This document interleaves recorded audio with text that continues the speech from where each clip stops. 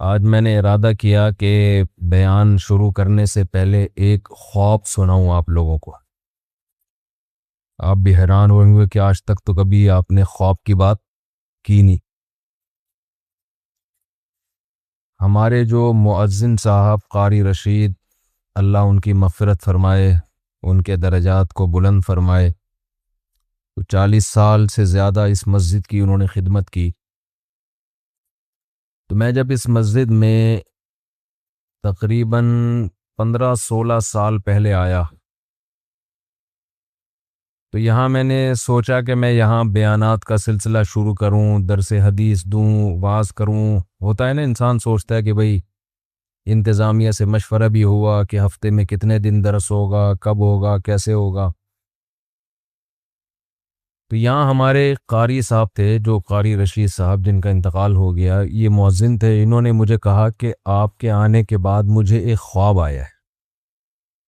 جب آپ یہاں آئے ہیں تو مجھے ایک خواب آیا۔ میں نے کہا جی کیا خواب آیا؟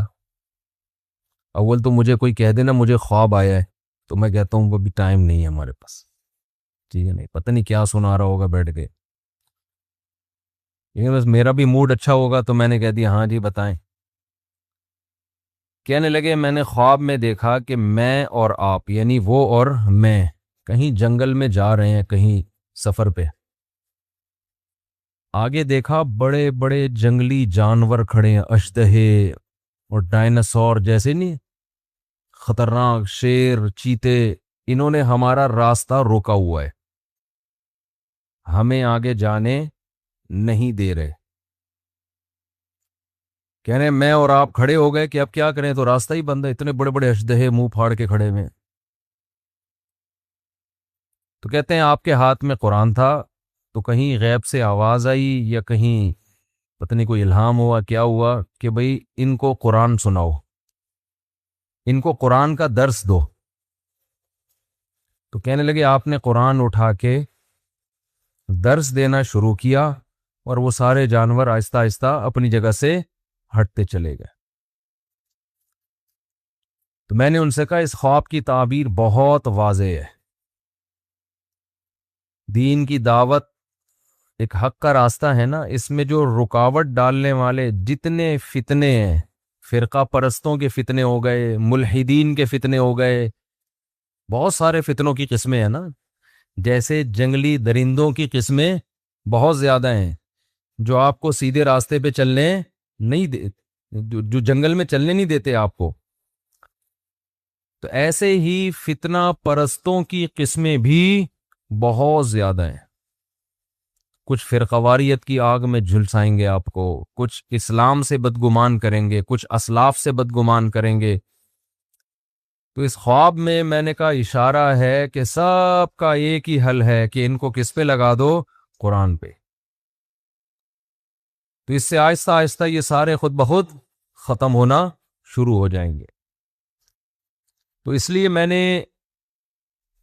درس قرآن کو کوشش کی ہے زیادہ فوکس کروں میں۔ پھر قرآن میں بھی آج کل مسئلہ یہ ہے کہ جو قرآن، جس کے دماغ میں کچھ ہوتا ہے نا، وہ اس کے حساب سے قرآن سناتا ہے۔ میں اپنی مثال دے دوں، اگر میں نے دماغ میں 4 شادیاں مسلط کی ہوئی ہیں تو میں ہر آیت سے 4 شادیاں کشیدتا رہوں گا، ٹھیک ہے نا؟ یہ ہوتا ہے بعض خطیبوں کے ساتھ، ہر چیز ادھر ہی اٹھا کے فٹ کریں گے۔ میں نہیں کرتا ایسا، لیکن ہو سکتا ہے یہ نفسیات بن جاتی ہے انسان کی۔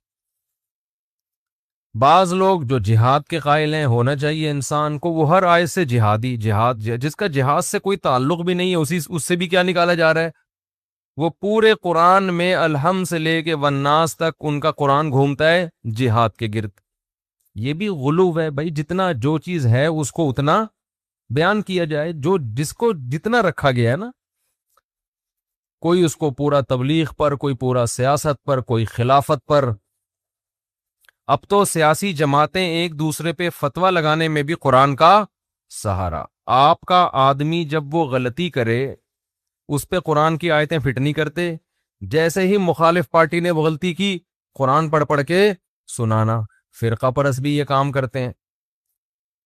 آپ کی مخالف رائے پہ کوئی عالم چلا گیا تو فوراً یہودیوں کے علماء والی جو آیتیں ہیں وہ اپنے مخالفین علماء پہ فٹ کرنا شروع کر دیں کہ یہود و نصارہ کے مولوی یہی کرتے تھے، آج یہ مولوی بھی۔ تو ہر آدمی کوشش کرتا ہے اپنی جو ایک، جس کو کہتے ہیں نا فرسٹریشن، جو ایک ٹھڑک ہوتی ہے، وہ ٹھڑک کس طریقے سے پوری کر رہا ہوتا ہے، لیبل کس کا لگ رہا ہوتا ہے؟ قرآن کا۔ تو میں نے یہ ارادہ کیا تھا۔ اچھا، ڈاکٹر اسرار احمد رحمہ اللہ تعالی کی ایک اچھی بات یہ لگی کہ ان کے درس میں یہ عنصر کم نظر آیا۔ میں یہ نہیں دعویٰ کرتا کہ بالکل بھی نہیں تھا، ان کے بھی اپنے کچھ نظریات تھے جو وہ درس میں لاتے رہتے تھے، لیکن اتنی بات ہے کہ انہوں نے قرآن کے وہ مضامین جو قرآن نے بہت اہتمام سے بیان کیے، ان مضامین کو انہوں نے بہت زیادہ ہائی لائٹ کیا ہے۔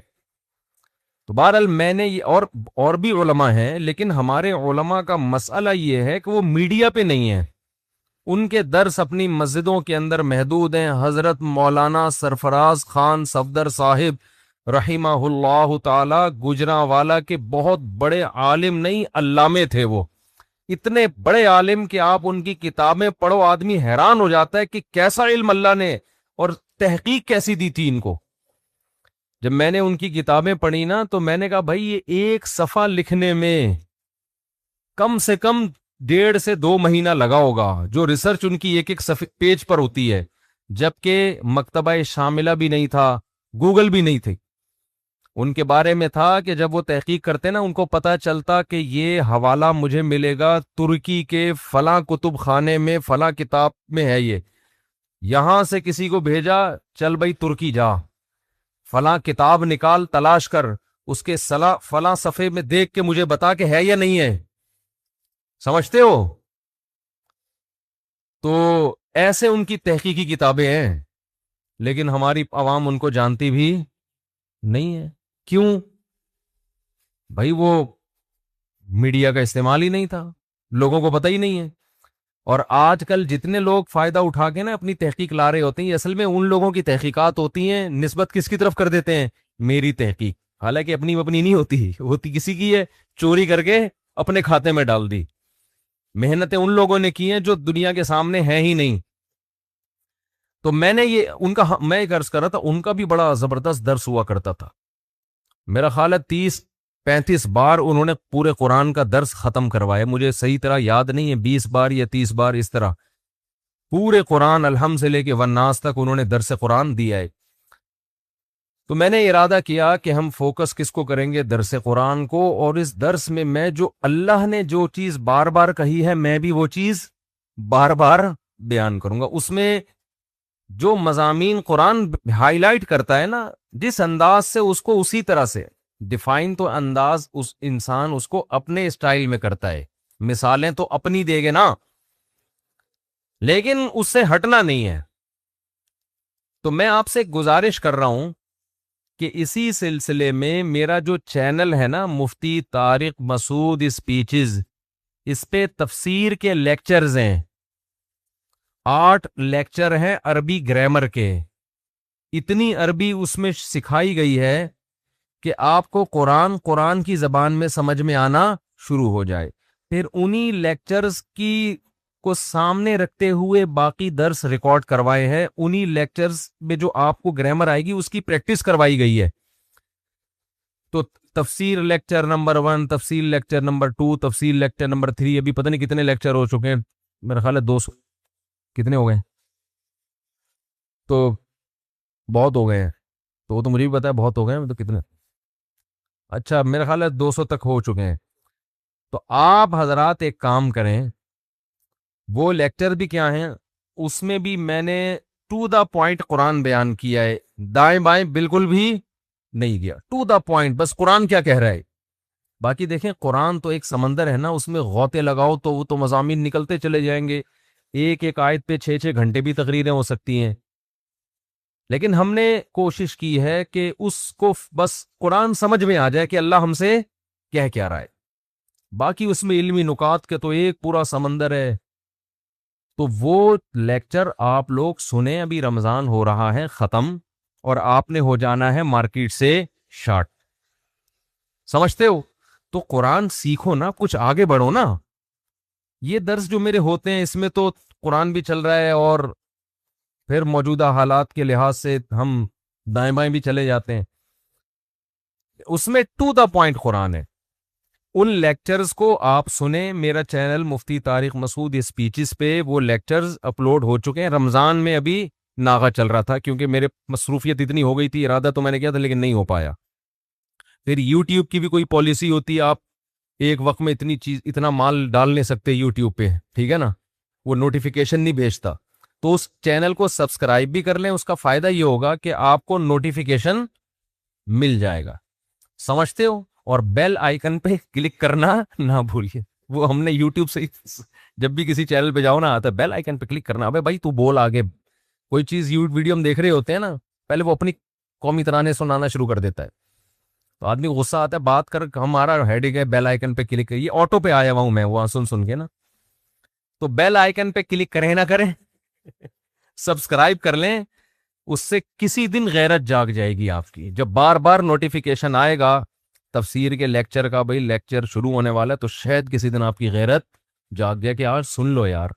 اور وہ سنجیدہ لوگوں کے لیے, دیکھو اڑا اوڑی والے دنیا میں بہت ہیں, جذباتی لوگ دنیا میں بہت ہیں. آپ کو ایسے لوگ ملیں گے ہو ہاں روئے دھوئے نماز میں ایسے تہجد میں لگے ہوئے ہیں, اگلے دن مارکیٹ سے شارٹ. نبی صلی اللہ علیہ وسلم کو وہ عمل محبوب تھا جو نبی فرماتے, حضرت عائشہ فرماتی تھی تھوڑا ہو لیکن پابندی کے ساتھ. تو وہ ہفتے میں صرف 3 دن اپلوڈ ہوتا ہے, پیر, منگل اور بدھ کو. اس درس کی خاصیت یہ ہے کہ بالکل سہل انداز میں عوامی اسٹائل میں ہے, وہ گاڑھا اور پیچیدہ نہیں ہے. میری عادت ہوتی ہے میں وہ کام نہ کروں جو دوسرے پہلے کر چکے ہیں, وہ کام کرو جو دوسرے نہیں کر رہے. ہمارے ہاں یہ بھی ہوتا ہے نا, ایک آدمی ایک کام کر رہا ہے, آپ نے ٹانگ اڑا کے, جب ایک محلے میں مسجد بنی ہوئی ہے اسی کے ساتھ آپ دوسری مسجد کیوں بنا رہے ہو بھائی؟ یہ غلط ہوتا ہے نا, وہاں بناؤ جہاں نہیں ہے مسجد. تو میری عادت یہ ہوتی ہے کہ جو کام پہلے آلریڈی ہو چکا ہے میں وہ نہ کروں. تو جب میں نے یہ تفسیر کے لیکچر ریکارڈ کرنے کا ارادہ کیا, مجھے پتا تھا اس میں بہت ٹائم لگے گا, لیکن ہم نے کہا اب تک یوٹیوب پہ اس طرز کے تفسیر قرآن کے لیکچر موجود نہیں ہے. اگر کوئی پورا قرآن سن کے سمجھنا چاہتا ہے اور تھوڑا چاہتا ہے کہ مجھے عربی بھی آ جائے, تو میری ابھی تک میری تحقیق سے پتا چلا ہے کہ ایسے لیکچرز ابھی تک موجود نہیں ہیں. ڈاکٹر اسرار احمد کے ہیں لیکن وہ اس طرز کے نہیں ہیں, وہ الگ انداز کے, اس کی اپنی افادیت ہے. تو الحمد سے لے کے والناس تک کوئی اگر قرآن سمجھنا چاہے گا, میں انشاءاللہ امید سے کہتا ہوں کہ اگر وہ اس طرز پہ سنے گا نا تو آہستہ آہستہ عربی سے اس کو اتنی مہارت ہو جائے گی کہ خود بخود آگے قرآن سمجھ میں آنا شروع ہو جائے گا. تو وہ لیکچر سنا کریں, تمیز سے 40 منٹ کا ہوتا ہے, روزانہ ایک ٹائم متعین کر لیں یار, ہینڈ فری لگا کے ہم نے بیٹھ جانا ہے, اور کوشش کریں قرآن سامنے رکھ کے پڑھیں. سمجھتے ہو, ایک پین بھی رکھ لیں, اس پہ چھوٹے چھوٹے نوٹس بھی لکھتے رہیں, اور قرآن 15 لائنوں والا ہو یا 17 لائنوں والی, جو قرآن ہو وہ پھر ہمیشہ وہی رہے. یہ بھی ایک اصول یاد رکھ لیں, زندگی بھر قرآن کی تلاوت کا معمول بنائیں ایک جیسا قرآن. اس کا بڑے فائدے ہیں, کیا ہیں یہ بات لمبی ہو جائے گی. یعنی آپ اپنے لیے گھر میں جس قرآن پہ تلاوت کریں نا, قرآن آتے ہیں زیادہ تر 15 لائنوں والے یا 16 لائنوں والے, 17 کا تو میں نے ویسے ہی کہہ دیا, 16 والے. اب ایسا نہ کوئی 17 والا تلاش کر رہا ہو. تو میں نے چونکہ 15 لائنوں والوں سے حفظ کیا ہے, میں جہاں بھی دنیا میں جاتا ہوں 15 لائنوں والا قرآن تلاش کرتا ہوں. اس سے کیا ہوتا ہے, لاشعور میں آپ کے یہ بیٹھ جاتا ہے یہ والی آیت یہاں ہے, ٹھیک ہے نا, اس کا یہ مفہوم ہے. اگر آپ روزانہ مصحف بدلتے رہیں گے تو آپ کنفیوز رہیں گے, یاد کرنے میں بھی آسانی ہوتی ہے. تو ایک قرآن لے لیں 15 والا یا 16 والا. 15 والا لے لیں اس لیے کہ میں نے 15 سے یاد کی ہے, ٹھیک ہے نا, اور آج کل زیادہ وہی چل رہا ہے. اس میں تراویح کا حساب رکھنا بڑا آسان ہوتا ہے 15 لائنز والے قرآن میں. تو وہ آپ نے لے کے سامنے رکھ لیا, تھوڑا سا ہمت کر لو, کچھ انسان کے بچے بن جاؤ. اور کامیابی بھی اسی کو سمجھا جاتا ہے. آپ دنیا میں کامیاب انسان کسے دیکھیں گے؟ جس کی خواہشات پوری ہوتی ہوں. غریب آدمی کو کامیاب سمجھا جاتا ہے یا ناکام؟ جواب دو شابہ جلدی سے.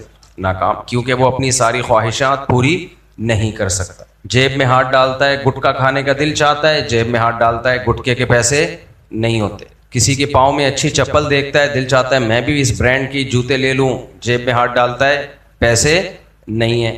گھر میں جب جاتا ہے تو عزت ہوتی ہے, بے عزتی ہوتی ہے, باپ کی طرف سے, ماں کی طرف سے, بڑا ہو گیا, کماتا نہیں ہے. ایسا ہی ہے نا. محلے سے جب لوگ گزرتے ہیں تو سلام کرتے ہیں نہیں. ہاں کوئی تازہ سلام کی فضیلت پر بیان سن کے آیا ہو وہ تو سلام کہہ دے گا, ادروائز گزر جاتے ہیں لوگ. ہر جگہ دھکے کھا رہا ہوتا ہے. سب سے بڑی بات, کہیں نکاح کا پیغام بھیجے گا تو غریب بھی شادی نہیں کر رہے ہوتے اس سے, تو نہ اس کی شادی ہو رہی ہے کہیں, نہ اس کے عزت مل رہی ہے کہیں, اس کو گٹکے تک کے پیسے نہیں ہیں. تو اسی وجہ سے پوری دنیا میں ناکام ترین انسان کس کو سمجھا جاتا ہے؟ جواب دو نا آپ لوگ, بولو. غریب کو. ایک گالی بن چکا ہے غریبو, آپ نے سنا ہوگا نا, یہ گالی ہے غریبو. تو جتنے غریب ہیں بیچارے بے ہوش ہونے لگتے ہیں ایک دم سے, یار ہمیں گالی دی ہے اس نے, لیکن پھر سوچتے ہیں کہ بولا تو صحیح ہے کہ ہم ہیں ہی غریب. تو اس لیے دنیا میں غربت ایک سب سے بڑا عیب سمجھا جاتا ہے. میں کبھی بھی یہ نہیں کہہ رہا کہ عیب ہے, میں بار بار کیا کہہ رہا ہوں, سمجھا جاتا ہے. اس کو کیوں سمجھا جاتا ہے؟ غریب آدمی کی خواہشات پوری نہیں ہوتی.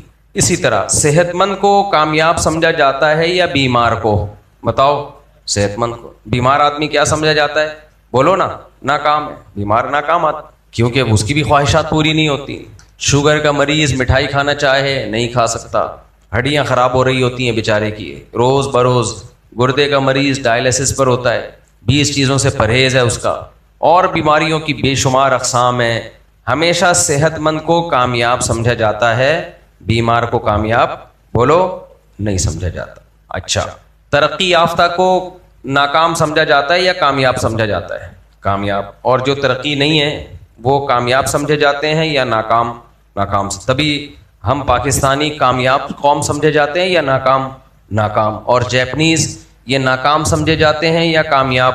کامیاب. دنیا کی کامیاب ترین قومیں جرمن ہیں, جیپنیز ہیں, امریکن ہیں, وغیرہ وغیرہ, کامیاب لوگ ہیں. ٹرینیں بنا لی انہوں نے, 1 سیکنڈ میں ٹرین میں آپ بیٹھو یہاں سے وہاں. ہمارے یہاں 1 سیکنڈ میں ٹرین میں بیٹھ ہی نہیں سکتے آپ. کیا خیال ہے؟ آپ 1 سیکنڈ میں ٹرین میں بیٹھ ہی نہیں سکتے. رش کے دنوں میں تو دھکے لگ رہے ہوتے ہیں, وغیرہ وغیرہ.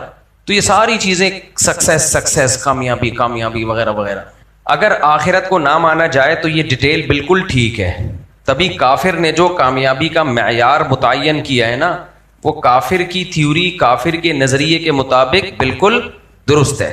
وہ کیا ہے؟ بالکل درست ہے. اگر آخرت نہیں ہے, موت کے بعد اللہ کو ہم نے حساب و کتاب نہیں دینا, اللہ نے اس کائنات کو بے مقصد بنایا ہے, تو ظاہر ہے جو زیادہ عیاشی کر رہا ہے وہ زیادہ کامیاب ہے.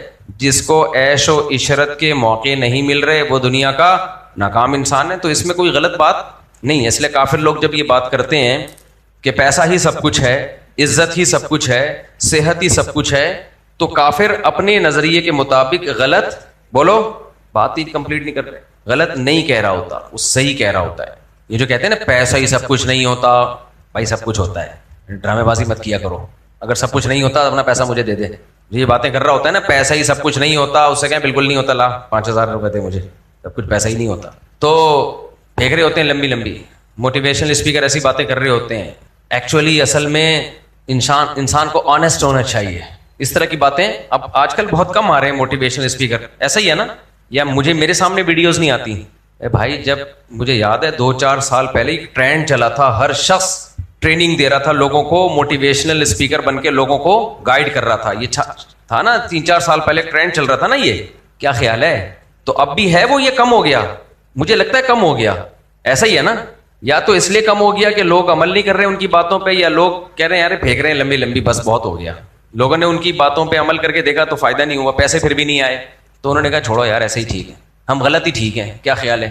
خدا کی قسم دنیا میں صرف ایک موٹیویشنل اسپیکر گزرے ہیں جن کے پاس نہ میڈیا تھا, نہ کسی یونیورسٹی کی تعلیم, اور ایک گاؤں کی زندگی ان کی بدوؤں میں پیدا ہوئے, اور انہوں نے جو موٹیویشن دی ہے 1400 سال گزر گئے, اس پاورفل موٹیویشن میں ذرہ برابر بھی کمی نہیں آئی ہے. یہ موٹیویشنل اسپیکر کسی سے ایک روزہ رکھوا کے دکھا دیں, نہیں آئی سمجھ میں بات. یہ لوگوں کو فضائل سنائیں کہ کم کھانا چاہیے, success is the name of کم کھانا.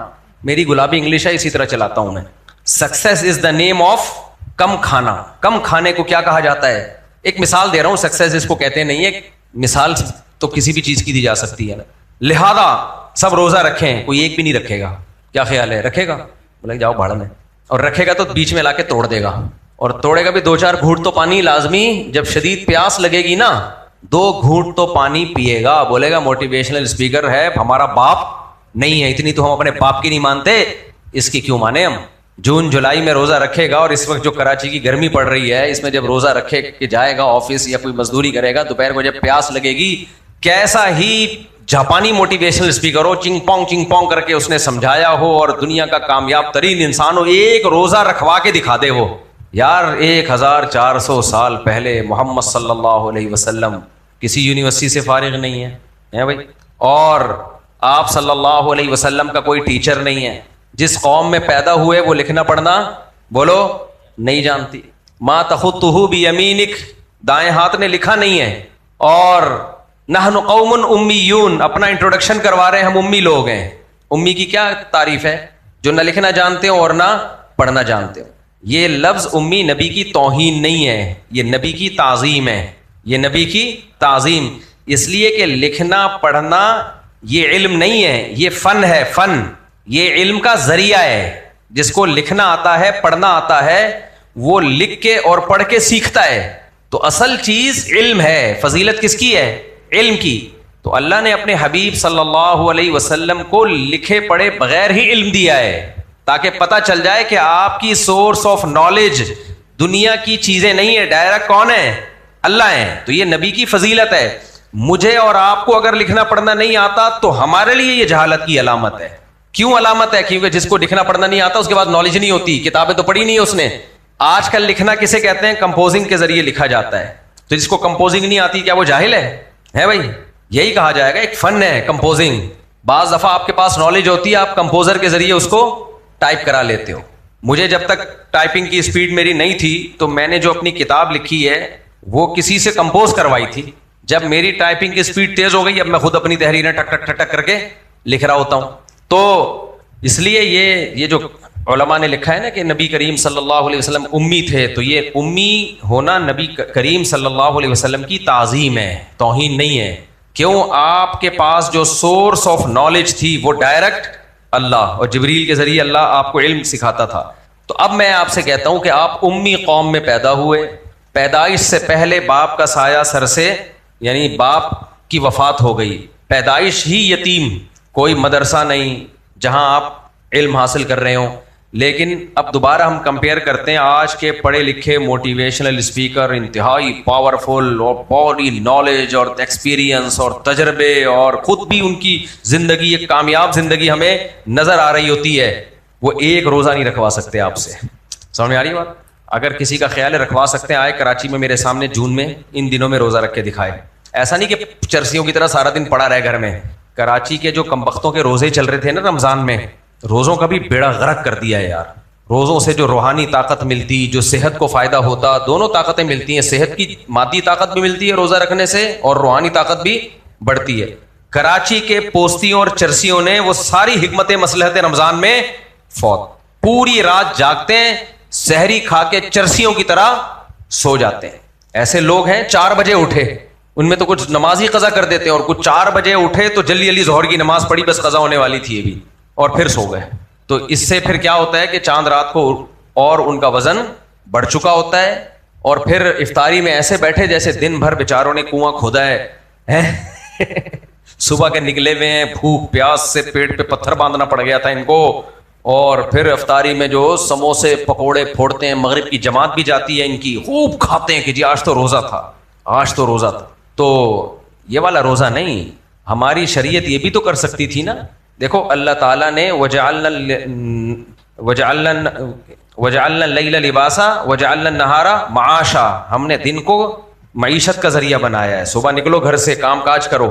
ابھی ایک ڈاکٹر کی میں ویڈیو دیکھ رہا تھا, وہ کہہ رہے تھے کہ یہ جو وائٹامن ڈی ہے نا, ڈی, یہ جو سن لائٹ ہے نا, اکثر آپ نے سنا ہوگا صبح کی روشنی لینی چاہیے, صبح کی سن لائٹ, آپ نے سنا ہوگا نا, یہ جو سورج کی پہلی کرن ہوتی ہے اس سے وائٹامن ڈی ملتا. مجھے یہ بات کبھی بھی سمجھ میں آئی نہیں, مجھے سمجھ میں نہیں آئی, اس لیے کہ میرا جو اپنی باڈی پہ تجربہ تھا نا, ہم نے, میرے والد صاحب کو اللہ جنت نصیب کرے, ان کی عمر یعنی جنت میں ان کو اونچے درجات عطا فرمائے. ہمارے والد صاحب نے ہمارے لیے گھر بڑا لیا ہوا تھا. یہ بڑا خاندانی کام کیا. ہمارا گھر کیا تھا؟ بڑا تھا, جس میں کھلا ڈلا صحن تھا, کیونکہ میرے والد صاحب وہ نیچر سے بڑی محبت کرتے تھے. ان کی یہ فطرت نہیں تھی کہ پورے گھر پہ کمرے ومرے بنا کے پورا اس کو سن لائٹ بھی ختم کر دو, وینٹیلیشن بھی ختم کر دو. فوجی آدمی تھے, بڑے ڈسپلن کے پابند تھے, اور ان کو یہ تھا کہ ہوادار ہو اور صحن بھی ہو گھر میں, صحن گھر میں ہو.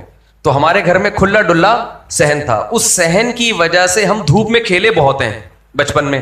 نہیں آئی میرا خیال ہے بات. پھر والد صاحب نے کیاری بھی بنائی ہوئی تھی, ایک کیاری تھی, ہم جانور نہیں پالنے دیتے تھے, گندگی ہوتی ہے اس سے. کیاری بنائی ہوئی تھی گھر میں, اس میں والد صاحب نے آم کا درخت لگایا ہوا تھا. ہمارے اپنے گھر کا آم آتا تھا اور میں دیکھتا تھا, بہت چھوٹا تھا میں. والد صاحب روزانہ جب آفس سے گھر آتے, اس زمانے میں زیادہ یہ رواج, یہ میں بات کر رہا ہوں 81 82 کی, ہم 4-5 سال کے تھے اس وقت, 81 82 کی, 5 سال کی باتیں بچے کو یاد رہ جاتی ہیں. تو والد نیچے ہمارا ٹینک تھا پانی کا. اس وقت گورنمنٹ جو ہمیں پانی دیتی تھی نا, تو ہوا زیادہ آتی تھی, اس میں پانی کم آتا تھا. نل کے کھولتے تھے, کافی دیر تک آکسیجن ملتی تھی ہمیں, اس کے بعد پانی آنا, پھر وہ پانی بھی کبھی ایک دم پریشر سے آ رہے گا, تو وہ ہم منظر دیکھتے تھے. تو ٹینک بھرتا تھا, تو موٹر چلانے کے لیے اوپر کوئی, یعنی پانی اوپر ٹینکی میں چڑھانے کے لیے الگ سے موٹر نہیں تھی. عام طور پہ گھروں میں یہی ہوتا تھا. یہ تو بعد میں رواج آیا نا بہت زیادہ موٹروں کا, کہ ایک موٹر وہاں سے پانی کھینچ رہی. اچھا, بغیر موٹر کے ڈائریکٹ گورنمنٹ کا پانی آتا تھا, ہوا کے ساتھ آتا تھا, لیکن آتا خود تھا. اب تو موٹریں لگا لگا کے کھینچ رہے ہیں نا, پہلے گورنمنٹ جو پانی دیتی تھی وہ ڈائریکٹ نیچے ٹینک میں آیا. تو والد صاحب کیا کرتے تھے, بالٹیاں بھر بھر کے اوپر ٹینکی بھی بھرتے تھے, اوپر ٹینکی, اور دوسرا کام یہ کرتے تھے کہ آم کے درخت کو نہلاتے تھے روزانہ. وہ منظر مجھے یاد ہے, بالٹی بھر کے لائے اور یہ اٹھا کے آم کے درخت پہ, تاکہ وہ صاف ستھرا نیٹ اینڈ کلین ہو جائے. سمجھ میں آ رہی ہے بات؟ میں قصے برائے قصے سنانے کے لیے نہیں بیٹھا, میرا مقصد آپ کو موٹیویٹ کرنا ہے. سمجھ میں آ رہی ہے بات؟ تو گارڈننگ کا یعنی اس حد تک بہت زیادہ نہیں, لیکن آم کے درخت اور یہ سب کا تھا ان کو, تو انہوں نے درخت لگایا ہوا تھا آم کا. تو ہم نے دھوپ میں کھیلے ہم. اچھا, وہ آم کے درخت میں بعد میں پتہ نہیں کوئی کیا ہو گیا کہ اس کو کاٹنا پڑا. خیر, کوئی کیڑے ویڑے پڑ گئے تھے, کچھ مسئلہ ہو گیا تھا اس کے ساتھ. خیر جی, اب مسئلہ یہ ہے کہ ہم کھیلے دھوپ میں, صحیح ہے نا, دھوپ میں بہت کھیلے ہم. اب میری اپنی نیچر کیا ہے, میں زیادہ دیر اندھیروں میں نہیں بیٹھ سکتا دن کے وقت. جیسے لوگ, میں اپنے آفس ہے نا اس میں جب کام کرتا ہوں, آدھا پونا گھنٹے کے بعد میں جا کے دھوپ میں گھوم کے آتا ہوں. سمجھ میں آ رہی ہے بات؟ کیونکہ دماغ بند ہونا شروع ہو جاتا ہے. اور میں نے اس دھوپ کے فائدے اپنی باڈی پہ خود محسوس کیے ہیں. بہت مشکل ہے سمجھانا. کیا مطلب؟ مجھے پتا ہے کہ یہ دھوپ جب باڈی پہ لگتی ہے تو جسم میں کیا کیا تبدیلیاں آتی ہیں, اور دھوپ نہ لگے تو کیسے جسم بند ہونا شروع ہو جاتا ہے انسان کا. میں روزانہ 15-20 منٹ نہ کرتا اتار کے تیز دھوپ میں گھومتا ہوں, جس سے ڈاکٹر منع کرتے ہیں. ڈاکٹروں کی ایسی کی تیسی. ڈاکٹر کہتے ہیں ایکچولی یہ دھوپ جب باڈی پہ ڈائریکٹ لگتی ہے تو اس میں ٹھش پش ہوتا ہے. جب بھاڑ میں جائے یار سالے سے, تمہارے ہوتا ہوگا, ہمارے نہیں ہوتا. بچپن سے ہم اب تک دھوپ ڈائریکٹ باڈی پہ بولو لگا رہے ہیں, کالے بھی نہیں ہوئے. آپ سامنے جتنے تھے ہونے تو ہو گئے کالے. تو ہاں, آسٹریلیا کی دھوپ ڈائریکٹ نہ لیں, کیونکہ وہ اوزون گیس نہیں ہے نا بعض ملکوں میں. اور پنجاب میں بھی بہت زیادہ دھوپ جب لگتی ہے تو ہو سکتا ہے کسی کو نیلا پیلا کر دیتی ہو. لیکن کراچی میں ایک بہت بڑا فائدہ یہ ہے کہ الحمدللہ یہاں گرد و غبار ہوا میں اتنی زیادہ ہے کہ دھوپ چھن چھن کے آتی ہے اس گرد و غبار سے. یہ نیٹ پہ بھی آپ سرچ کر کے دیکھ لیں, اسکن کو نقصان نہیں پہنچاتی وہ. لیکن حقیقت یہ ہے کہ باڈی کو جو فائدہ تیز دھوپ اور ڈائریکٹ آپ کی باڈی پہ لگنے سے جو فائدہ ہوتا ہے, وہ صبح کی ہلکی پھلکی دھوپوں, یہ ٹوپی ڈرامے ہوتا ہوگا, اس سے وہ فائدہ نہیں ہوتا. کیونکہ انسان جو ہے نا نیچرلی, قرآن بھی بار بار کہتا ہے, پرانے زمانے کا انسان جو فطرت کے قریب تھا, یہ سارے صبح صبح کھیتی باڑی پہ نکل جایا کرتے تھے دھوپ میں کام کاج کرنے کے لیے. مرد کو اللہ نے دھوپ میں کام کے لیے پیدا کیا ہے, چھاؤں میں کام کے لیے پیدا نہیں کیا. نہیں آئی سمجھ میں بات؟ تو ہماری باڈی کو ڈائریکٹ دھوپ چاہیے. میں نہیں کہہ رہا آپ قمیضیں اتار کے دھوپ میں گھومنا شروع کر دیں, کپڑے پہن کے گھومیں, لیکن دھوپ ضروری ہے. آج بھی میں دھوپ میں گھوما ہوں کافی دیر, میں روزانہ گھومتا ہوں, چاہے گرمی ہو چاہے سردی ہو. اس میں یہ فرق نہیں ہوتا کہ پسینہ نکل جائے گا, نکل جائے, کچھ نہیں ہوتا پسینہ نکلنے سے. تو جسم بند ہونا شروع ہو جاتا ہے. تو یہ کوئی بیماری نہیں ہے. آپ کہیں گے ہمارا تو جسم بند نہیں ہوتا, آپ کا کھلا ہی نہیں ہوتا, تو آپ کو پتا کیسے چلے گا کہ بند ہونا کہتے کس کو ہے؟ بہت مشکل ہے, بہت مشکل. دیکھو, ایک آدمی کو کسی نعمت چکھی نہ ہو تو اس کو پتا کیا ہے کہ ہمارے حضرت ایک واقعہ سنایا کرتے تھے کہ ایک لومڑی کی دم کٹ گئی جنگل میں. ایک لومڑی کی بولو دم کٹ گئی. اب ساری لومڑیاں اس کا مذاق اڑا رہی ہیں, بندر بھی وہ ہے دم کٹی. لومڑی بڑی ہوشیار تھی, اس نے کیا کیا, اس نے سارے جانوروں کو جمع کیا اور اس نے بولا کہ دیکھو بات اصل میں یہ ہے کہ یہ دم کٹی نہیں ہے, میں نے اسپیشلی کاٹی ہے. وہ چاہتی تھی کہ سب کی کٹوا دوں میں کسی طریقے سے. تو ایکچولی بات اصل میں یہ ہے کہ میں نے خود کٹوائی ہے, کیونکہ مجھے کسی پڑھے لکھے نے بتایا تھا, پڑھی لکھی لومڑی نے بتایا تھا کہ یہ دم کا ایک ویٹ ہوتا ہے اور یہ بعض دفعہ کسی کے پاؤں کے نیچے آنے کا بھی خطرہ ہوتا ہے, تو اس کے بڑے سارے نقصانات ہیں, چلتے ہوئے زمین پہ رگڑ بھی لگتی ہے, کانٹے بھی چبھ سکتے ہیں, اتنی ساری ٹینشنیں ہیں اس میں, کٹوا دو. تو جب سے میں نے کٹوائی یہ بہت ایزی فیل کر رہی ہوں میں, لائٹ ویٹ ہو گیا, کہیں یہ پھنس نہیں رہی ہے بھائی, کسی کے پاؤں کے نیچے آ نہیں رہی ہے.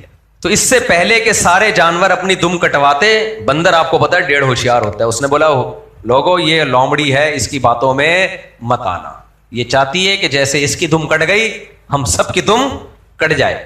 تو بات یہ ہے کہ بعض چیزیں میں, جیسے یہ تو الٹی مثال میں نے دی نا, بعض دفعہ کسی کو کوئی نعمت ملی ہوتی ہے, میجورٹی اس نعمت سے محروم ہوتی ہے, تو وہ چاہتے ہیں کہ جس کو ملی ہوئی ہے نا وہ بھی محروم ہو جائے. تو میرے بھائی جیسے کسی سے نعمت چھن گئی تو اس کی وجہ سے دوسروں سے نہیں چھینی جائے گی, تو کسی کو کوئی نعمت ملی ہوئی ہے تو اس کی وجہ سے دوسروں کو جن کو نہیں ملی ہوئی وہ اس سے نہ چھنوائیں. تو مجھے بھی لوگ کہتے ہیں نہیں دھوپ میں بیٹھا کرو, یہ اسکن میں یہ ہو جاتا ہے, فلانا ہو جاتا ہے. میں کہتا ہوں بھائی جتنا فریش ہوتا ہے نا آدمی, دماغ کھلتا ہے اس کا دھوپ میں بیٹھنے سے, تو وہ آپ لوگ چونکہ بیٹھتے نہیں ہو, آپ لوگ کو عادت نہیں ہے, اس لیے آپ لوگ کو وہ محسوس ہی نہیں ہو رہا نا. باڈیاں ہو گئی ہیں سست, دماغوں نے کام کرنا چھوڑ دیا ہے. میں یورپ میں تھا نا, وہاں بہت لمبی لمبی راتیں, یعنی 3 بجے سورج غروب ہو رہا تھا اور صبح 9 بجے سورج نکل رہا تھا, رات ہی رات. اتنا دماغ خراب ہوا ہے. جب میں کراچی آیا ہوں میں نے یہاں سن لائٹ دیکھی ہے, اتنی خوشی ہوئی ہے کہ کتنی بڑی نعمت ہے اللہ کا تعالیٰ کی. قرآن بلا وجہ تھوڑی بار بار دن کی روشنی کو نعمت بتاتا ہے. قرآن جس چیز کو ایک بار نہیں درجنوں بار ہائی لائٹ کر رہا ہو کہ ہم نے دن کو تمہارے لیے کمانے کا ذریعہ بنایا, کیا مطلب دن میں گھر سے باہر نکلو,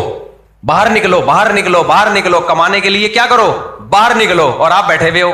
آفس بھی گھر کی طرح ہی ہو گیا نا, جب لائٹ ہی نہیں ہے اس میں, سن لائٹ نہیں ہے تو وہ تو گھر بن گیا. اور بار بار قرآن کہہ رہا ہے کہ ہم نے رات کو لباس بنایا. اس سے پتہ چلتا ہے دن میں دن کی روشنی نعمت اور رات میں رات کے اندھیرے نعمت. رات کو جتنا اندھیرا ہوگا اتنا اچھا, اور دن میں جتنی روشنی ہوگی اتنا اچھا. ہم نے الٹا کر دیا, دن میں ہم انڈور بیٹھ کے کام کر رہے ہوتے ہیں, ٹھش پش لگے ہوئے ہیں, اور رات میں موبائل اور ٹیلی ویژن کی اسکرین اس نے اندھیرے ہم سے چھین لیے. تو یہ باقاعدہ گوروں کی ریسرچ ہے کہ یہ جو رات میں اندھیرے ہم نے اپنے آپ سے چھین لیے ہیں نا, اندھیرے جو چھین لیے ہم نے, یہ کس قدر دماغ کو ڈیمیج کرتے ہیں. یہ موبائل پہ لگے ہوتے ہیں رات کو, اسکرین پہ دیکھا ہوگا آپ نے, لیٹتے ہوئے موبائل دیکھ رہے ہیں. پہلے زمانے میں جو رات میں لائٹ یوز ہوتی تھی وہ آگ جلا لی یا چراغ جلا لیا. آپ ماہرین سے پوچھیں, آگ اور چراغ کی جو روشنی ہے وہ اتنی تھوڑی ہوتی ہے کہ وہ آپ کے دماغ کو ڈیمیج نہیں کرتی.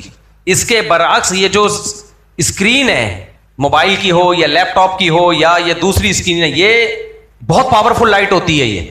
تو میرا مقصد ابھی کوئی سائنس کا ٹاپک چھیڑنا نہیں ہے, میرا مقصد تو یہ کہ بھائی فطرت سے بغاوت مت کرو.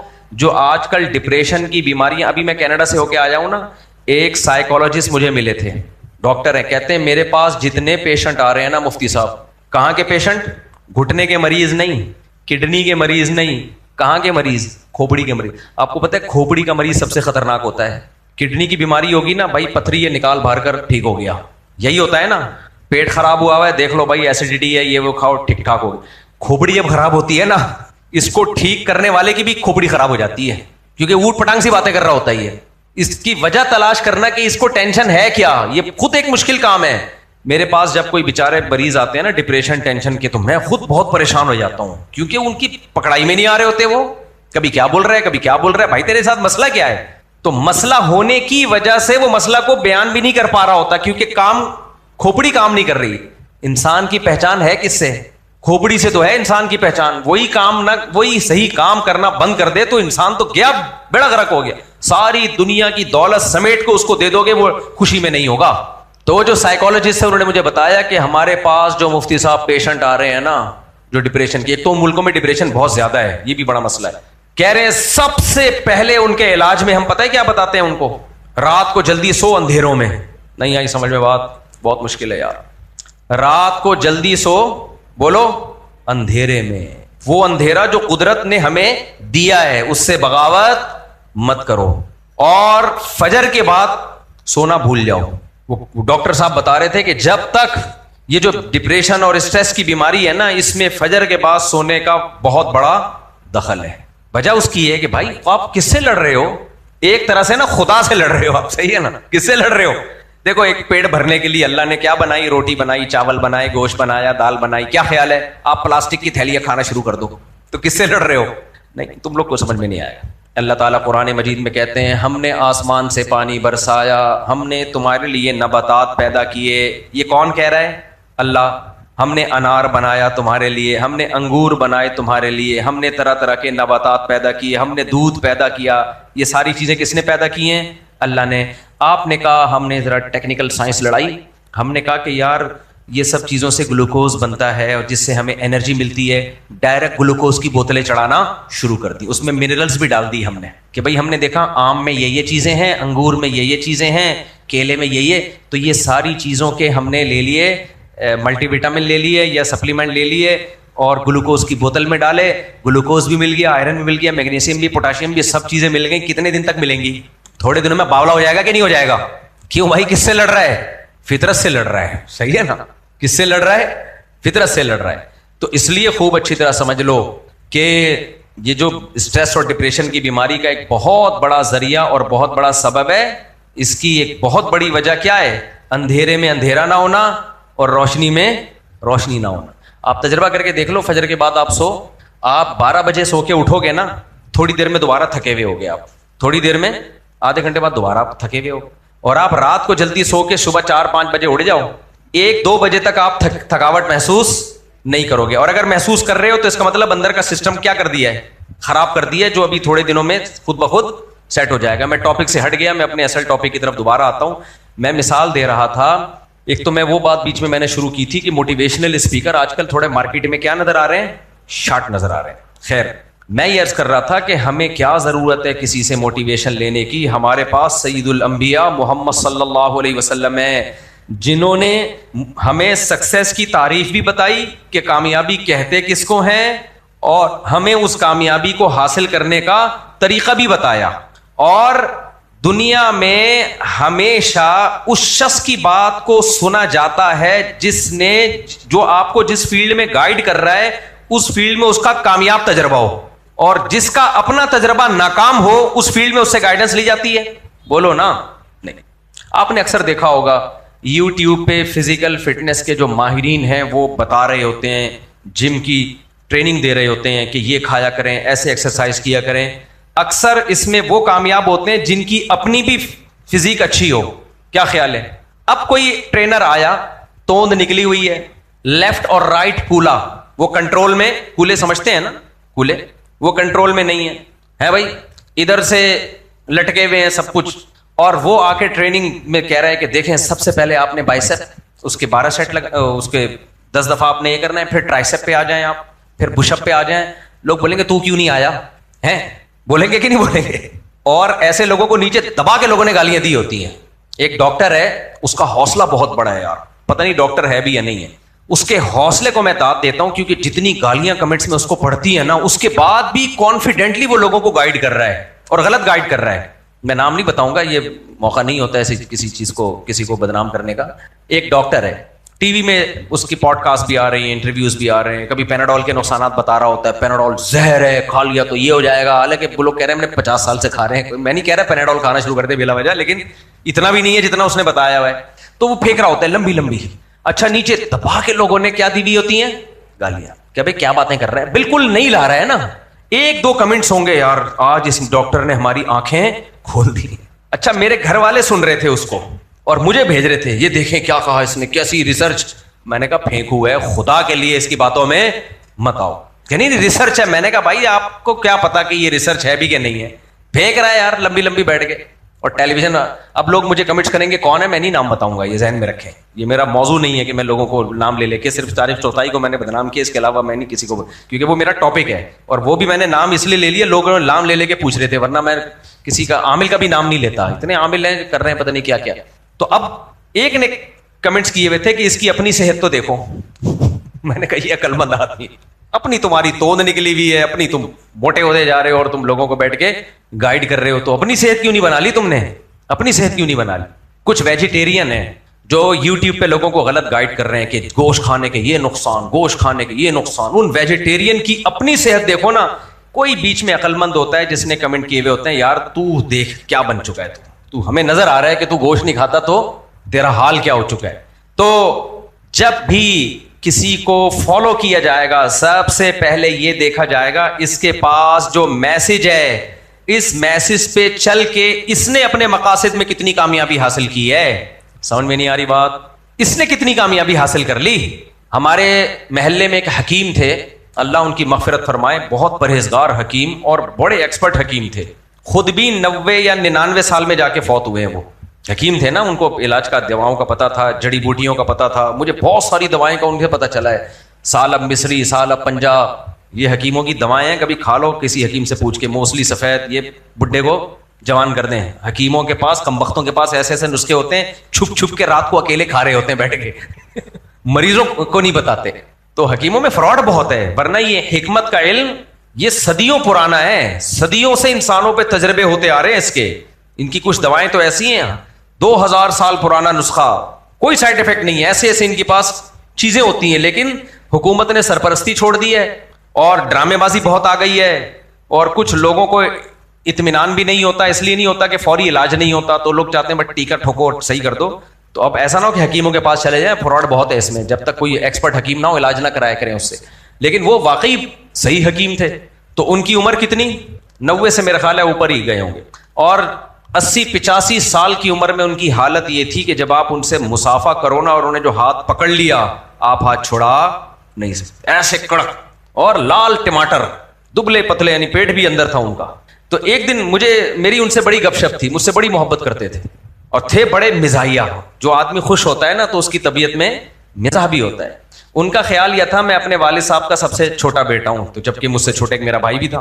ایک دن میرے بھائی کو دیکھ لیا, کہنے لگے تو پورا پلا پلایا, یا تو ابھی پیدا ہوا ہوتا, یہ تو آپ کا ایک اور بھائی اور ہے بھی پورا پلا ہوا. تو انہوں نے مجھے ایک بات کی, انہوں نے کہا ہمارے ہاں حکیموں میں مشہور ہے موٹا فقیر اور دبلا حکیم, اس پہ کبھی اعتماد مت کرو. اس لیے کہ اگر فقیر موٹا ہے تو کم بخت, تو غریب ہے تو اتنا چربی کہاں سے آ رہی ہے تیری باڈی میں, اس کا مطلب تجھے اضافی پراٹھے کھانے کو بھائی مل رہے ہیں. تجھے غربت میں تو دبلا ہوتا ہے انسان, تجھے اضافی کھانے کو مل رہا ہے, تو صرف اپنے نہیں کھا رہا دوسروں کے بھی کھا رہا ہے, اس لیے اتنا موٹا ہو گیا. بڑی ظرافت تھی ان کے مزاج میں نا. ہندوستان کے حکیم تھے, دہلی ویلی سے آئے ہوئے تھے, اور کہتے ہیں دبلا فقیر, جو بالکل باریک نہیں ہوتے, ہڈیاں نکلی ہوئی, دبلا حکیم, کہتے ہیں اس پہ اعتماد نہ کرو کہ کم بخت تو تیرے پاس اگر لوگوں کی صحت بنانے کے نسخے ہیں, اپنے آپ کو کیوں نہیں تو نے صحیح کیا. اس کے بعد سے نا مجھے کئی حکیم نظر آئے, کسی کے دانتوں میں کیڑے لگے ہوئے ہیں, کوئی بات کر رہا ہے تو ٹیڑے منہ سے بات کر رہا ہے, چلا نہیں جا رہا اس سے, اس کا اپنا الائنمنٹ آؤٹ ہوئی ہوئی ہے. جب میرے پاس آتے تھے, مفتی صاحب میں بڑا حکیم ہوں اور یوں ہوں, میں سوچتا تو مجھے پتا ہے تو بہت بڑا تو ہے لیکن حکیم نہیں, پھینکو ہے تو, کیونکہ خود ہی الائنمنٹ کیا ہوئی ہوئی ہے, آؤٹ ہوئی ہوئی ہے اس کی. تو یہ میں کیوں اتنی ساری مثالیں آپ کو دے رہا ہوں, جو خود کسی فیلڈ میں کامیاب نہ ہو, جس کے پاس ایک ایسا ہدف اور ایسا ویژن ہو جس میں ہم نے دیکھ لیا کہ وہ کامیاب نہیں ہو سکا, تو ہمیں کامیابی کے طریقے وہ کیسے بتائے گا, کیا خیال ہے. اب میں آپ کو کچھ مثالیں دیتا ہوں. اسلام جو پیکج لے کر آیا ہے نا کامیابی کے, اس کے علاوہ جتنے پیکج دنیا میں چلے ہیں سب ناکام ہوئے ہیں. تاریخ بتاتی ہے, ہسٹری بتاتی ہے, تاریخ اٹھا کے دیکھ لو. کوئی 150 سال میں ناکام, کوئی 100 سال میں ناکام, کوئی 200 سال میں, کوئی 300 سال میں. بالآخر اینڈنگ کیا ہوتی ہے اس کی, ناکامی. رشیا ایک سسٹم لے کر آیا تھا, سوویت یونین, جس کو کمیونزم کہا جاتا ہے. سب کو پتا ہوگا, اتنی ہسٹری سے تو سب واقف ہوتے ہیں نا. ملکوں کے ملک نگلنا شروع کر دیا اس نے. مساوات, نعرے کتنے اچھے لگائے, مساوات, سب برابر ہیں, پیسہ سب کے پاس کیسا ہونا چاہیے, برابر, امیر غریب کا فرق ختم. بڑا مقبول ہوا وہ نعرہ, اس پہ لاکھوں لوگوں کو موت کی گھاٹ اتار دیا. بڑے پڑھے لکھے لوگ یہ نعرہ لے کے چلے کہ بھائی ہم نے مساوات کی بیس پہ, یہ جو انسانوں میں ایک ارب پتی ہے اور ایک کے پاس کھانے کو روٹی نہیں ہے, یہ ظلم ہے. اچھا پھر یہاں سے بھی اس نے کرائے کے مولوی ٹٹو یہاں سے پاکستان سے بھی خریدے تھے. جب افغانستان میں رشیا آیا ہے نا, تو اس نے پاکستانی بھی کچھ مولوی خریدے جو اسلام کا لیبل لگا کے کمیونزم کو پروموٹ کریں. تو یہاں بھی کچھ اسکالر پیدا ہو گئے کہ بھائی ایکچولی اسلام کی بھی یہی دعوت ہے. دیکھو حج میں جب ہم جاتے ہیں سارے ایک جیسے کپڑے پہن کے, نہ کوئی امیر رہا نہ کوئی غریب رہا, نہ کوئی بادشاہ نہ کوئی وزیر. تو اسلام کا بھی ایکچولی مزاج یہی ہے کہ سارے کیا ہو جائیں, ایک جیسے ہو جائیں, امیر غریب کا فرق ختم. حالانکہ وہ تو حج کے موقع پہ ایک مخصوص لباس پہنایا گیا ہے, وہاں بھی امیر امیر ہی ہوتا ہے اور غریب غریب ہوتا ہے. امیر جہازوں پہ جا رہا تھا اور غریب بیچارہ اونٹوں پہ بیٹھ کے جا رہا تھا. لیکن جب یہ اسکالر بگڑتے ہیں نا تو یہ قرآن و سنت کے نام پہ کچھ بھی مارکیٹ میں بیچ دیتے ہیں. تو یہاں بھی بہت سارے مولویوں نے اسی کو, بھٹو بھی بڑا متاثر تھا, جو بھٹو وزیر اعظم تھے نا, وہ بھی اس نعرے سے بڑے متاثر تھے. خیر, لیکن جب وہ ناکام ہوا ہے نا وہ نظام, ناکامی کے بعد گورباچوف نے اعلان کیا, یہ بڑا مشہور ہوا تھا اس کا یہ مقولہ کہ ہمیں اتنے بڑے نظام کا تجربہ پہلے کسی چھوٹے سے گاؤں پہ کرنا چاہیے تھا. ہم دیکھتے کہ چلتا ہے کہ نہیں, ہم نے درجنوں ملکوں پہ یہ تجربہ کیا اور سب کا بیڑا غرق کر دیا. سمجھ میں آ رہی ہے بات؟ گورباچوف نے کہا تھا ہمیں اس نظام کا تجربہ پہلے کہاں کرنا چاہیے تھا, چھوٹے سے گاؤں پہ کر کے دیکھتے کہ چل بھی پا رہا ہے کہ نہیں پا رہا. اور ہم نے اتنے سارے ملک جس میں بھی سوویت یونین کی حکومت تھی, روس کی حکومت تھی اس وقت, یعنی اپنی غلطی کا اس نے خود اعتراف کیا اور وہ نظام بری طرح ناکام ہو چکا.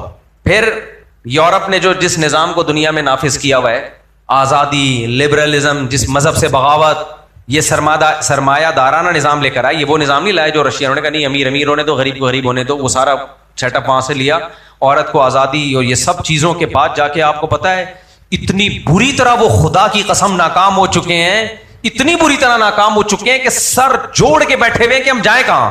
یہ جو آپ کو میڈیا پہ دکھایا جا رہا ہے یہ کچھ اور ہے. ان کے ماہرین جو جن چیزوں پہ سر جوڑ کے بیٹھے ہوئے ہیں وہ کیا ہے, وہ بالکل ایک ڈفرینٹ دنیا ہے. اس وقت پتا ہے دنیا کا سب سے بڑا مسئلہ ترقی یافتہ ملکوں کے لیے کیا بن چکا ہے؟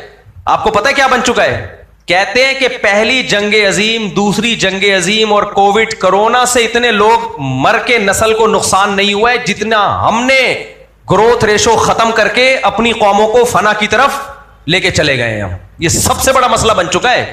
میں بھی انشاءاللہ کوشش کر رہا ہوں اس پہ ایک باقاعدہ پراپر ڈاکومنٹری بنا کے لوگوں کے سامنے ثبوت کے ساتھ لے کر آؤں, ریفرنسز کے ساتھ. انہوں نے کیا کیا, انہوں نے کہا یہ شادی بیاہ اور یہ سب اولاد یہ مذہبی لوگوں کی باتیں ہیں. بھائی آزادی ہے, تمہاری مرضی بچہ پیدا کرنا ہے کرو, نہیں پیدا کرنا ہے کہ نہیں کرو, عورت چڈی پہنے بنیان پہنے کچھ پہنے نہ پہنے, آزادی. یہ ایک سسٹم لے کر آئے نا عیسائیت سے بغاوت کے نتیجے میں. انہوں نے بولا بھائی مذہب کو نکالو سوسائٹی سے, یہ بہت تجربے ہو گئے, مذہبی لوگوں نے بہت الو بنایا. اس طرح کی باتیں کرتے تھے وہ. آپ 400-500 سال پہلے یورپ کی ہسٹری دیکھ لیں, اس میں یہی ہے کہ یار یہ مذہب کو کیا کرو, سوسائٹی سے نکالو. ان کے بڑے بڑے مفکرین نے کتابیں لکھی, لوگوں کو ایک مائنڈ بنایا. اس مائنڈ کا رزلٹ کیا نکلا ہے؟ قوم کو ترقی دلانے کے لیے جو سیٹ اپ دیا تھا وہ سیٹ اپ قوم ہی کو نگل گیا. نہیں سمجھ میں آ گئی؟ بہت مشکل ہے. وہ سیٹ اپ نے کیا کیا؟ قوم کو نگل گیا. ہماری جو اگلی نسلیں جرمنی میں, اٹلی میں, فرانس میں جب جائیں گی نا تو جرمن نظر نہیں آئیں گے, پٹھان, پنجابی, مہاجر, بنگالی یہ نظر آئیں گے وہاں پہ ان کو. یہ میں 100% سے بھی مسجد میں بیٹھ کے آپ کو میں رپورٹ پیش کر رہا ہوں. ہو سکتا ہے اگلی نہ ہو, اگلی نسل میں ہو جائے. 2-4 نسلوں کے بعد جرمنی گیا, ملک ہوگا جرمن, اس کو کہا جائے گا جرمنی, زبان بھی جرمن ہوگی, لوگ میں اور آپ ہوں گے. نہیں آئی میرا خیال ہے بات. قوم کو کھا گیا یہ نظام.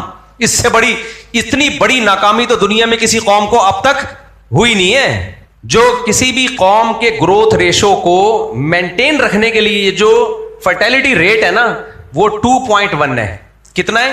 مردان یونیورسٹی میں ہمارے ایک جاننے والے ہیں, ان کی بڑی زبردست ریسرچ ہے. میں نے ان سے کہا تھا کہ آپ آئیں تو ہم یہ ریسرچ پوری ریفرنسز کے ساتھ ایک پوڈ کاسٹ میں شیئر کریں گے. تو اس پہ میں انشاءاللہ ایک پریزنٹیشن دوں گا تاکہ ابھی ہمارے جو مسلم لیگ کے نہیں ہے, ابھی اسمبلی میں ان کا بیان آیا کہ پاکستان کی آبادی بہت تیزی سے بڑھ رہی ہے, اس کو روکو, پاگل ہو گئے ہیں یہ دماغ خراب. ان کو پتہ نہیں دنیا میں ہو کیا رہا ہے, دنیا میں ہو کیا رہا ہے. دنیا ہمیں جو کم کرنے کی فکر میں لگی ہوئی ہے وہ اس لیے نہیں کہ دنیا کی آبادی بڑھ رہی ہے, اس لیے کہ ہم گھٹ رہے ہیں, یہ کمبخت پھیلے جا رہے ہیں, یہ جاہل ہو کے ہم پہ حکومت کریں گے اور ہماری ساری ٹیکنالوجی کی ایسی کی تیسی ہو گئی ہے. یہ سب ہر جگہ تو یہ قابض ہو جائیں گے. سائنسدان بھی ان کے ہوں گے, ناسا میں راکٹ میں ہمارے سائنٹسٹ جائیں گے. گوروں کا پروگرام بڑھ گیا, صحیح ہے نا. ابھی آپ کو یہ باتیں عجیب لگ رہی ہیں لیکن 4-5 نسلوں کے بعد آپ کو عجیب نہیں لگیں گی. یہ وہ لوگ کہہ رہے ہیں, ہم تھوڑی کہہ رہے ہیں.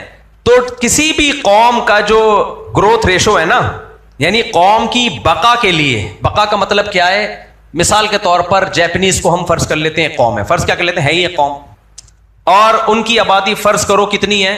10 کروڑ ہے. فرض کرنے پر گورنمنٹ نے کوئی پابندی نہیں لگائی ہے, کیونکہ نیچے لوگ کہہ رہے ہیں 10 کروڑ نہیں اتنے کروڑ ہے, مجھے تھوڑی یاد ہے کتنے کروڑ ہے یار, 5 کروڑ کر لو. آپ لوگ کی توجہ مجھے خیال ہے نہیں ہے. اب 5 کروڑ قوم کو ہم نے کیا کرنا ہے؟ سویلائز کرنا ہے. 5 کروڑ قوم میں ہم نے اچھے سائنٹسٹ پیدا کرنے ہیں. یہی ہوتے ہیں نا ٹوپی ڈرامے چلا رہے ہوتے ہیں. ایکچولی بچے کی مینڈکوں کی طرح بچے تھوڑی پیدا کرنے ہم نے. ایکچولی 2 بچے ہوں, ایجوکیٹڈ ہوں, پڑھے لکھے ہوں, ڈاکٹر ہوں, انجینئر ہوں, وہ زیادہ اچھے ہیں ان بچوں سے جو ٹماٹر بیچیں. یہ ایک نظریہ تھا. ہمارے پیغمبر نے کیا نظریہ تھا وہ میں بتاؤں گا ابھی. وہ نظریہ 1400 سال سے چل رہا ہے, آج بھی کامیاب ہے وہ. اس لیے میرے بھائی ہمیں محمد صلی اللہ علیہ وسلم کے علاوہ کسی اور کو لفٹ کرانے کی بالکل بھی ضرورت, کیا خیال ہے؟ نہیں, اٹھا کر پھینک دو باہر گلی میں. نئی تہذیب کے انڈے ہیں گندے. اور یہ جو ٹیکنالوجی اور سائنس کی تعلیم ہے یہ تو ہمارا سرمایہ ہے نا, اس میں تو آگے بڑھو. اس میں کس نے منع کیا ہے؟ ان کو تو ڈر ہے کہ یہ آگے بڑھ رہے ہیں اس میں. تو علم تو مسلم کی میراث ہے, جہاں سے چاہے ملے, چاہے وہ دین کا علم ہو چاہے وہ دنیا کا علم ہو. تو اب دیکھو, فرض کرو جاپان کی آبادی کتنی ہے؟ بولو 5 کروڑ. فرض کرو 2.5 کروڑ مرد اور 2.5 کروڑ عورتیں. کیا خیال ہے؟ تو ایک عورت 2 بچے کم سے کم پیدا کرے گی تو اگلی نسل 5 کروڑ رہے گی.